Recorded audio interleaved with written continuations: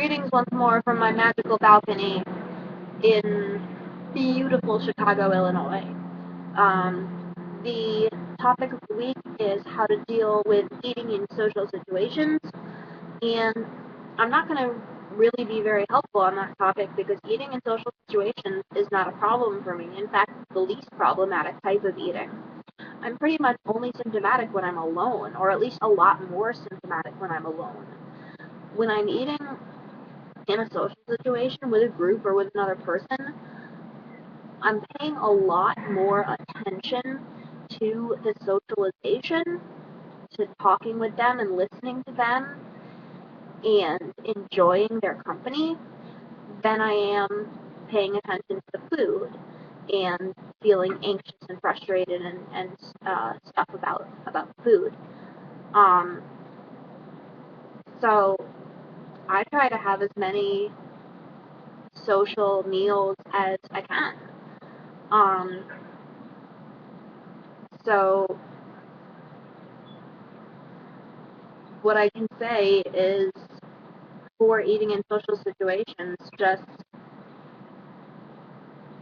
really pay attention to the other person. Maybe try and play a game with yourself where, you need to, it's like you're studying for a test, and then an hour after the meal is over, you need to write down 10 different things that they said from memory, or try and anticipate what they're going to say, try and guess what they're going to say next, or something like that, just to keep focus on your dining partners or your dining partner, and not and stay out of your head. Um, Definitely also keep the conversation going, keep talking, keep everybody talking. Um, Maybe make a list of ways you can restart a conversation if it's dead, because talking is way better than silence. If there's silence, then that's an edge that your ED can get in and start talking to you, and that's a conversation you don't want to have. You want to be conversing with the people at the table. Um,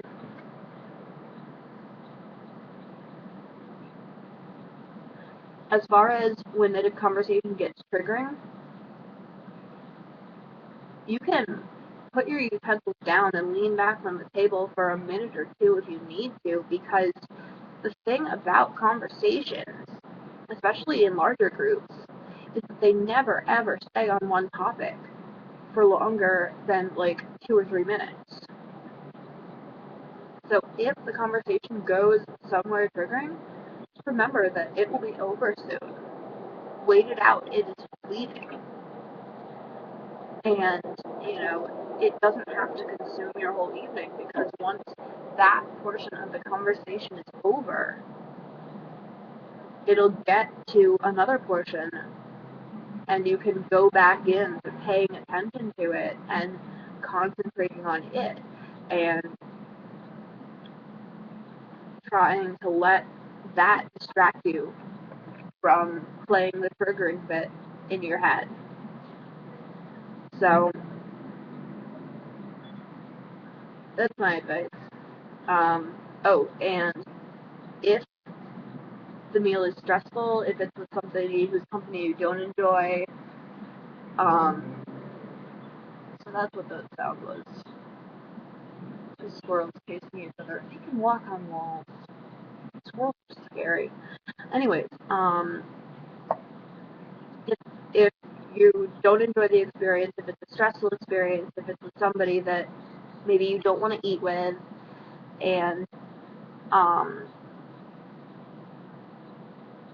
so you're not really enjoying yourself, and you feel symptomatic over the meal, then make it up later.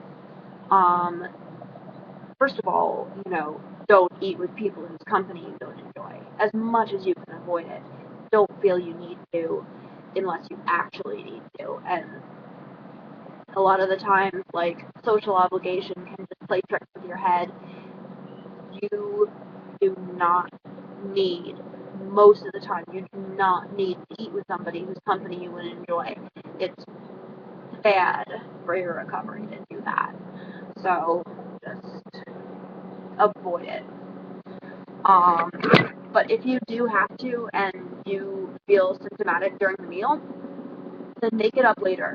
Don't tell yourself, oh, I already had my shot at dinner, or I already had my shot at lunch and I blew it, so that meal's over, now I gotta start again at the next meal. No. If you had lunch and you were symptomatic during lunch and you maybe didn't eat as much lunch as you should have, or maybe you didn't keep down lunch, you can make it up later. You can say, all right, lunch is not over. The social event is over that was triggering me, but I can make up for this. I can make up my calories and just have, a balanced snack later once you're removed from that situation to make up for it, so that you can still tell yourself that you succeeded nutritionally, if not psychologically. You succeeded at that meal. The question of the week is, what hobbies do you have? I don't really have things that I call hobbies, because anything I do it so seriously that I can't really call it a hobby. But things that I like doing, mathematics is not a hobby, it's my career. Similarly, dance is not a hobby, I do that competitively. I like cooking. I'm really into cooking and baking. I can make clothes. I do that. I make clothes, I make friendship bracelets.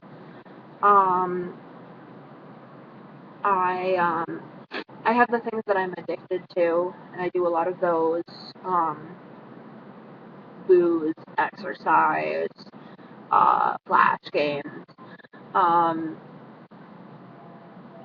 else do I do?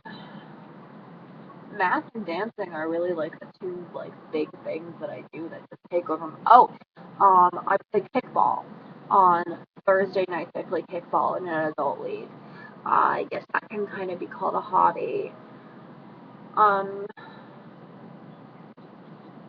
I write poems, short stories, novels, lyrics. I sing, I compose, I play flute, so I do the music and the writing. Again, that's not really a hobby because I take that really seriously, and I am like a published writer, like a real writer. So I write my blogs. So those are some things that I do. I don't do much. I'm a pretty boring person. um, One more thing that I do is I cannot pass a furry canine on the street without spending at least 10 minutes petting it. Love animals. Love animals so much. And if people were to walk their cats or their iguanas or their bearded dragons or their fish or whatever, I would react the same way. I would just kneel down and just start playing with it, and a big grin would come on my face. So I suppose impeding the progress of dog walks is another one of my hobbies. That's a fun one. So that's it for this week, and I will see you all next week. Have a great weekend and stuff, and happy recovering.